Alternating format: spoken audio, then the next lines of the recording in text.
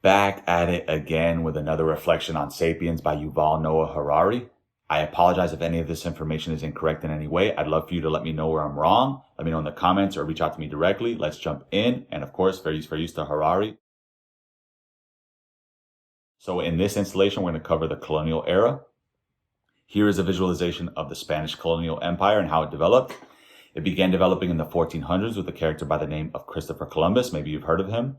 Columbus was sponsored by the Spanish Empire to find an alternate route to India that was quicker than the one going all the way around Africa, and he accidentally arrived in the Bahamas in quest of this route. After the discovery of the Caribbean, the Spanish Empire expanded in and around the Caribbean, right?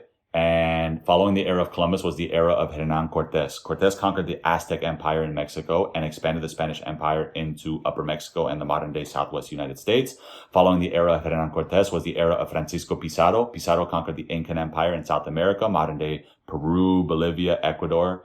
Following the era of Pizarro, the Spanish Empire expanded further south into modern-day Chile, Argentina, Paraguay, Uruguay. After this era, there was the era of revolutions in the America, right? The American Revolution, the Haitian Revolution, and all of the Spanish colonies in the South Americas declared independence from the Spanish Empire, right? And following this era was an era of war between the Spanish and America. And this resulted in Spanish losses, right? Spanish lost the Spanish-American War.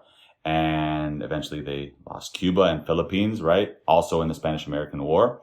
And it resulted in the modern day state of the Spanish Empire, which is pretty much the Spanish homeland. Here are some photos of the conquistadors that I was mentioning, right? These were some brutal motherfuckers, right? You did not want to cross paths with these guys if they were not for you. There's a whole slew of these characters, right? Which I haven't studied deeply, right? But the most prominent are Hernán Cortés and Francisco Pizarro, right? So that's a quick overview of the Spanish colonial era. Let's take a look at the British colonial empire and how it developed. So news started spreading around Europe about how Spain had discovered this mystical, magical new world. AKA they thought it was India at first, but quickly realized that wasn't the case. Eventually this new world began to be called Amerigo and eventually America, etc., etc., etc. News also spread about how Spain was developing more and more land and resources in the New World, and that began to pique the interest of other European populations and other European empires, and that kicked off the British colonial movement.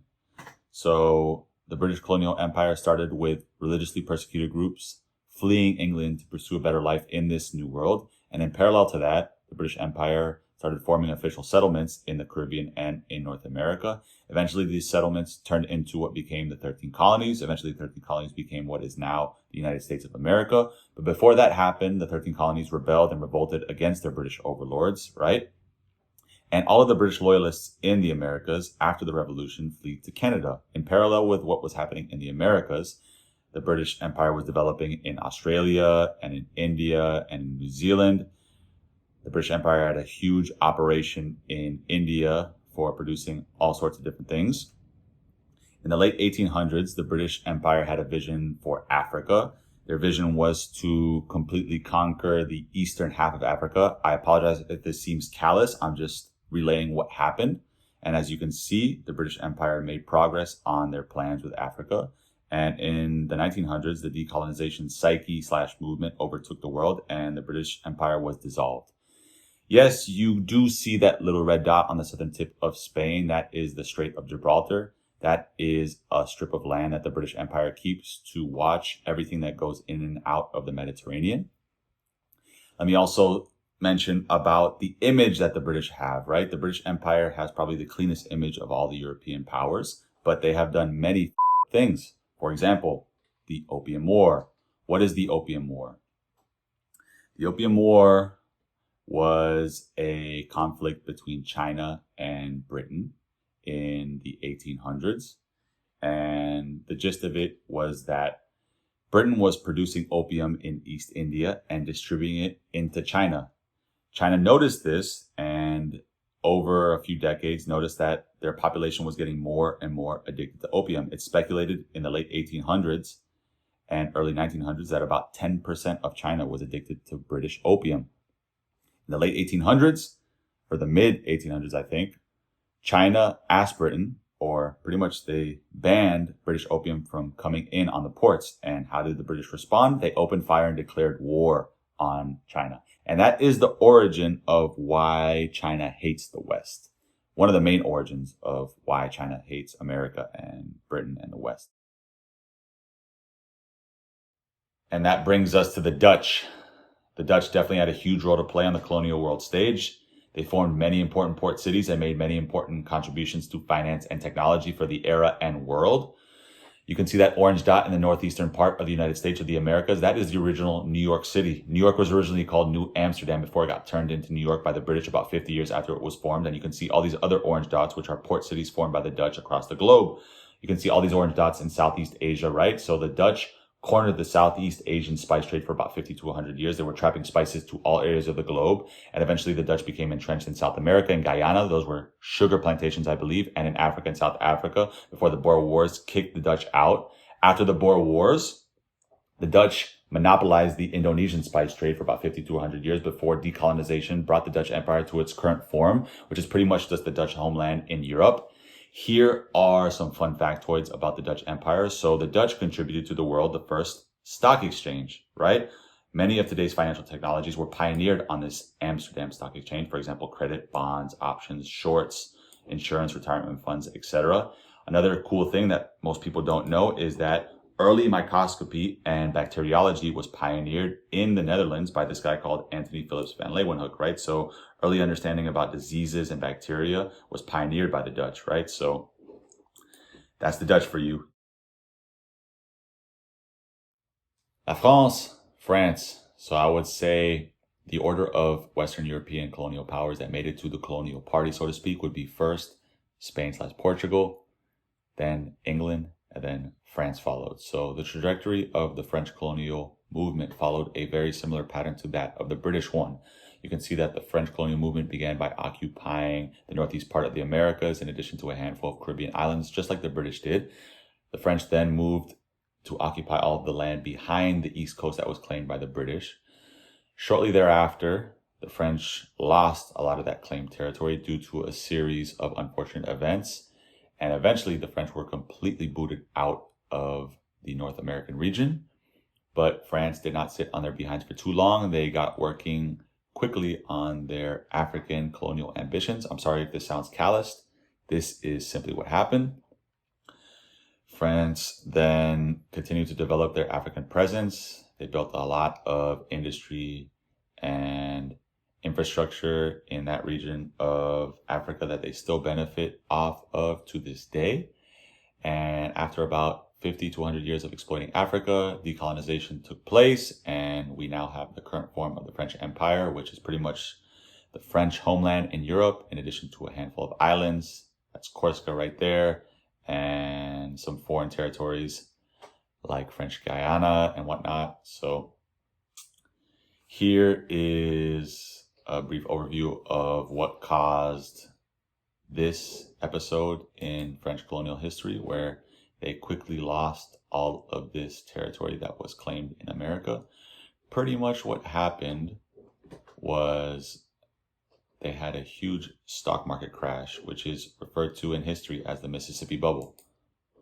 So pretty much what happened was there were all of these French stocks that were wildly overpriced. There was a wave of people that sold them, which caused all of the stocks to crash in value. All of the last wave, which is a lot of retail investors in modern day lingo, lost a whole bunch of money. The French government came in and bought up all of these stocks to prop the price up. And then another wave of people sold. So pretty much the French government just had all of this worthless stock of these companies that weren't really producing anything. And the French government didn't have any money to finance any of their operations in America. So they had to sell or lose a lot of that claimed territory as far as what they were aiming to gain in North America. So that's the gist of what happened. The bear, the big bad bear, Russia. Russia is often depicted as a bear in political cartoons. But anyways, here you can see a map of Russia as it existed about 500-600 years ago.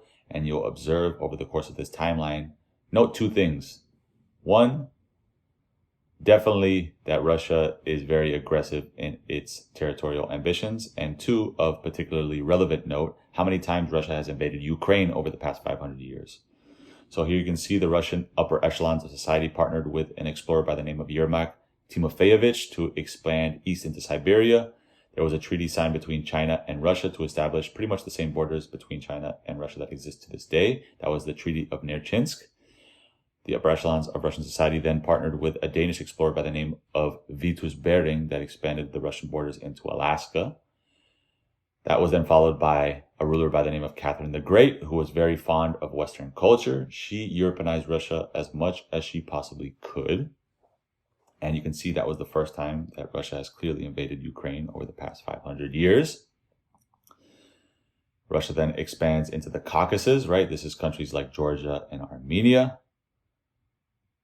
right? Couple decades of entrenchment, solidifying its borders. Then some particularly aggressive moves on Russia's part, invading the Stans, Kazakhstan, Kyrgyzstan, Tajikistan, all of those countries, Uzbekistan, etc. Then Russia sold Alaska to the US. Here we have World War I. After World War I, Russia went into a particularly dark phase in its history. You can see that was when Russia invaded Ukraine for the second time, shortly after World War I, right? This is the Cold War. Russia expands even further into Europe after the Cold War. Russia loses Ukraine again. And 2022, I mean, not on this map, but Russia recently invaded Ukraine again. So 3 or 4 times in the past 500 years, Russia has invaded Ukraine. So it's interesting to note the history, part of a long-term strategy for Russia, definitely. Here is something that maybe you don't know about. It's a historical event called the Holodomor. I didn't know about it until I looked into it, but pretty much it was a organized or intentional starvation of the Ukrainian people on behalf of the Russian government that killed maybe 3 to 5 million people. So the Ukrainian people definitely hate Russia, which is evidenced in this war that is happening right now, right? So there's a long history between the Ukrainian people and Russian people, and definitely makes sense when you study this history. Portugal. So Portugal was an early mover in this colonial episode of modern history, along with Spain, followed by England, followed by France. Here you can see Portugal got started by establishing themselves on the nearby islands in the Atlantic. Then came the establishment of port cities in Asia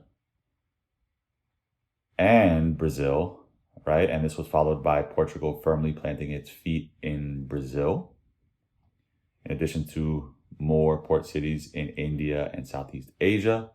This was followed by the Iberian Union, which was a pact between Spain and Portugal that had a number of ramifications. For example, the Strait of Gibraltar eventually going to England, and Portugal being the exclusive provider of slaves to Spanish colonies. The development of Portugal in Angola and Mozambique was integrated with its role as a provider of slaves, and decolonization then led Portugal to its current form that it has to this day. Here is an interesting fact about Portugal that I did not know. If you look into the data about the transatlantic slave trade, here you see that Portugal transported the most slaves from Africa to the Americas, well above the other countries that were involved in the transatlantic slave trade. So I did not know that. So almost half of all slaves brought to America were brought by Portugal.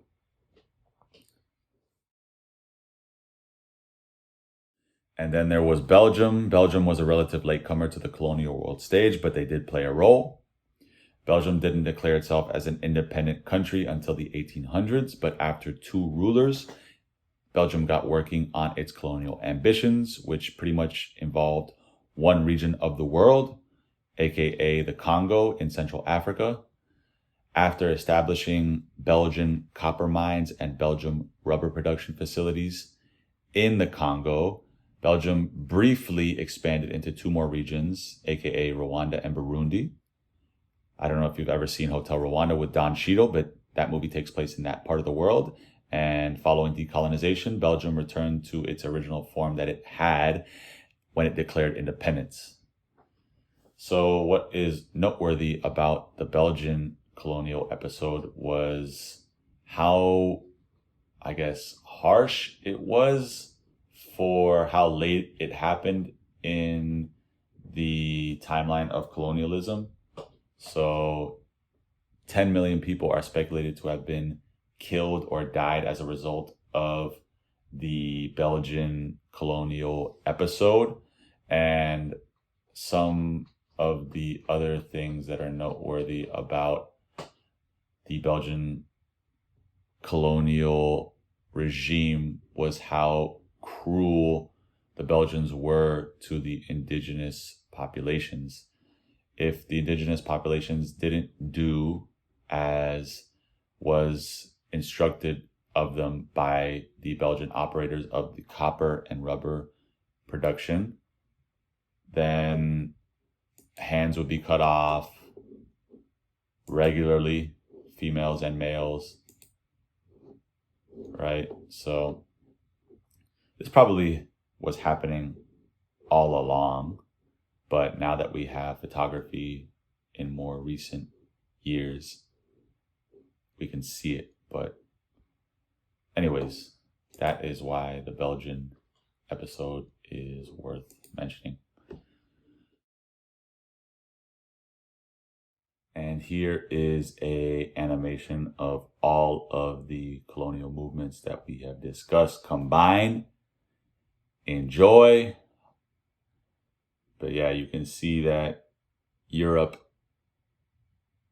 pretty much left no corner of the globe untouched.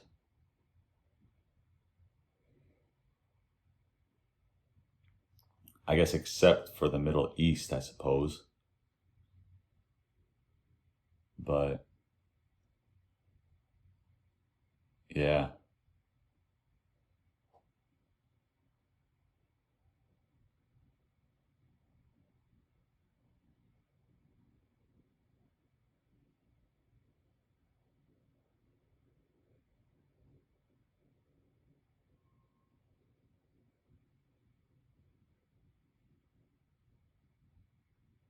And I should say that all of this is a very crude approximation of what happened. And hopefully it sheds some light on the broad strokes, though.